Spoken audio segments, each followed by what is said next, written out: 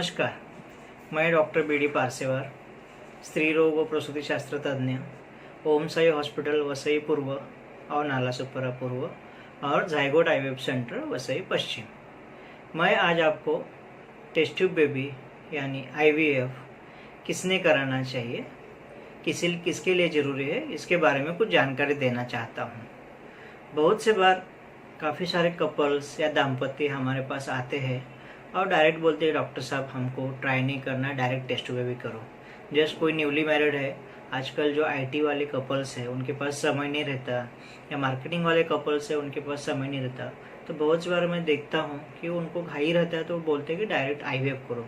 उनका कोई जांच नहीं हुआ रहता है, कभी कभी बहुत से बार उनके सब रिपोर्ट्स नॉर्मल भी रहते हैं, स्टिल वो बोलते हैं कि आईवीएफ करो।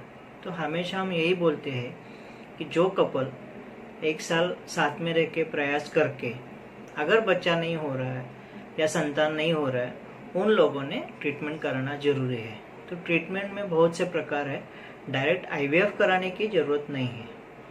तो जैसे 1 साल के बाद अगर बच्चा नहीं हो रहा है तो चेकअप करना जरूरी है। जैसे स्त्री ने चेकअप करना जरूरी है, पुरुष ने चेकअप करना जरूरी है, और रिपोर्ट के अनुसार आपके गायनेकोलॉजिस्ट डिसाइड करेंगे कि आपके लिए कौन सी प्रक्रिया सबसे ज़्यादा अच्छी है। जैसे स्त्री में फैलोपियन ट्यूब या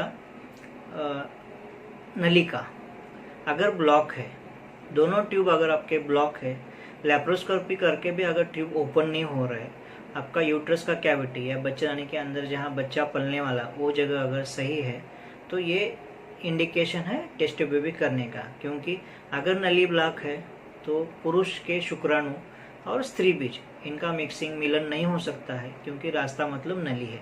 तो ऐसे लोगों के लिए आईवीएफ ये बहुत उपयुक्त रहता है।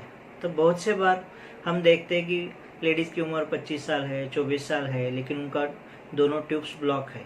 तो पेशेंट मुझे हमेशा पूछते हैं कि डॉक्टर साहब मेरी तो इतनी उम्र कम है, तो मैंने आईवीएफ कराना ज़रूरी है क्या, और कोई रास्ता नहीं है क्या? अगर ट्यूब बंद है तो आईवीएफ ही एक जरिया है। अगर ट्यूब ओपन नहीं हो रहा है तो आईवीएफ ही एक जरिया है कि जिसमें आपको बच्चा हो सकता है। जैसे उम्र कम है, बाकी सब चीज़ें अच्छी है, सिर्फ ट्यूबल फैक्टर की वजह से अगर आपको बच्चा नहीं हो रहा है, पुरुष के शुक्राणु अच्छे हैं, आपका यूट्रस अच्छा है, आपका एग का क्वालिटी अच्छा है, तो ऐसे पेशेंट में आईवीएफ में बहुत अच्छा रिजल्ट मिलता है।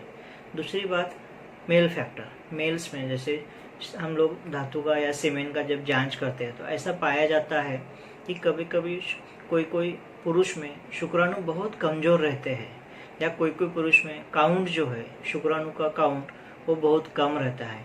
कोई पुरुष में शुक्राणु काउंट अच्छा रहता है कि मोटिलिटी एकदम पुअर रहते हैं, और कोई पुरुष में मॉर्फोलॉजिकल नॉर्मल स्पर्म बहुत कम रहते हैं। तो ऐसे पुरुषों के लिए भी हम लोग आईवीएफ की सलाह देते हैं। इस ऐसे शुक्राणु का अगर प्रॉब्लम है तो आईवीएफ में इक्सी नाम का एक प्रकार है, उसके हम पेशेंट को सलाह देते हैं, जिसके द्वारा वो अपना प्रेगनेंसी तैयार कर सकते हैं। तीसरी बात, अगर फीमेल्स या कपल का उम्र ज़्यादा है, उम्र ज़्यादा होने की वजह से एएमएच एकदम कम हो गया है, या कोई फीमेल अंडे अपना बीज बना नहीं पा रही है, तो ऐसे पेशेंट में भी हम लोग आईवीएफ की सलाह देते हैं। कभी कभी लो एएमएच रहता है, फिर भी हम लोग जब ट्राई करते हैं, स्त्री अगर अच्छे से अंडा बना रही है तो इसमें हम लोग आईयूआई से ही ट्राई करते हैं।